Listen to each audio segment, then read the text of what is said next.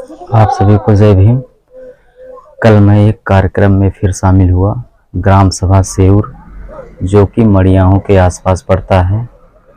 वहाँ झांकी का प्रोग्राम था और वहाँ की झांकी मड़ियाहों ले जा रहे थे।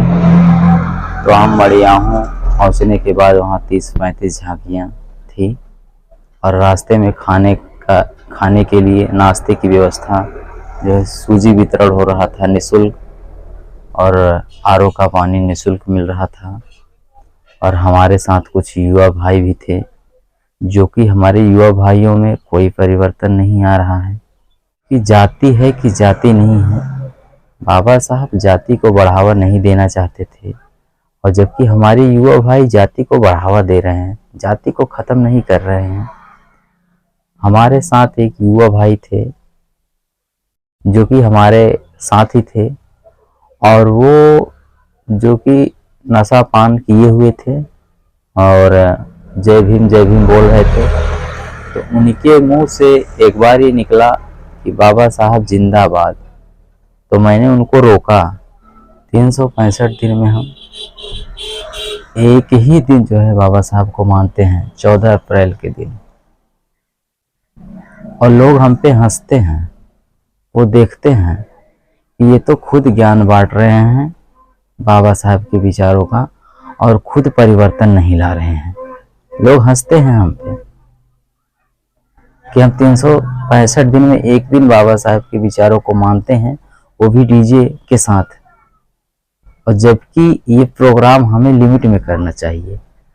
हम अपने युवा भाइयों से निवेदन ये करना चाहेंगे कि किसी मुख्य अतिथि को बुलाकर इसके लिमिट में जो कार्यक्रम होगा, जो झांकी वाला कार्यक्रम होता है, जो डीजे वाला कार्यक्रम होता है, पूरा दिन न होकर ये आधे समय में, और आधे समय में किसी मुख्य अतिथि को बुलाकर, हम अपने यहाँ किसी प्रवक्ता को बुलाकर उनसे कुछ सीख लेना चाहिए कि बाबा साहब ने हमारे लिए क्या कहा है और हम क्या कर रहे हैं।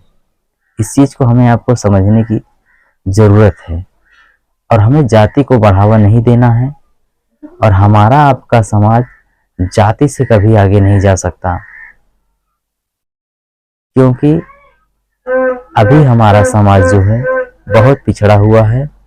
और जहाँ तक युवाओं से, खास मेरा भाइयों से निवेदन है कि आप लोग ऐसे जातिवाद में हिस्सा न लें, जातिवाद को बढ़ावा न दें। और जिस तरीके से हम जब रोड पे निकलते हैं तो लोग हम पे हंसते हैं कि ये लोग खुद बाबा साहब का ज्ञान बांटने निकले हैं और खुद परिवर्तन नहीं ला रहे हैं। बहुत लोग हंसते हैं हम पे। तो प्लीज़ ऐसा मत करिए। हमें उस परिवर्तन की दिशा में शामिल होकर विचारों को आगे बढ़ाना है, और उसके बाद संगठित करना और संगठित होना।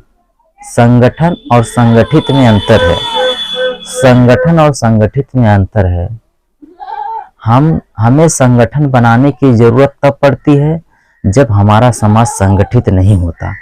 जिस दिन हमारा समाज संगठित हो जाएगा, हमें संगठन बनाने की जरूरत नहीं पड़ेगी। और संगठन बनाया इसलिए जाता है क्योंकि हमारा समाज संगठित नहीं है, और उन्हें संगठन में जोड़कर उन्हें किसी भी तरीके से कन्वर्ट करके किसी भी तरफ मोड़ा जा सकता है। संगठन का ये नियम है कि उन्हें संगठन में शामिल करके उन्हें किसी भी दिशा में मोड़ दिया जाता है। ये हमें आपको बाबा साहब हमें आपको संगठित करने के लिए जो है वो कहे थे कि हमें आपको संगठित होना है, संगठन बनाने के लिए नहीं कहते।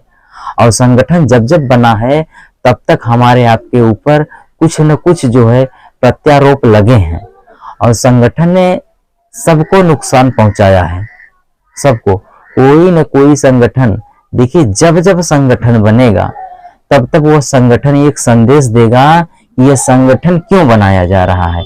हमें उस संगठन को जानना है कि हम जिस संगठन में शामिल हो रहे हैं उस संगठन का उद्देश्य क्या है, उस संगठन की विचारधारा क्या है। हमें आपको इस तरीके से देखना है अपने समाज को।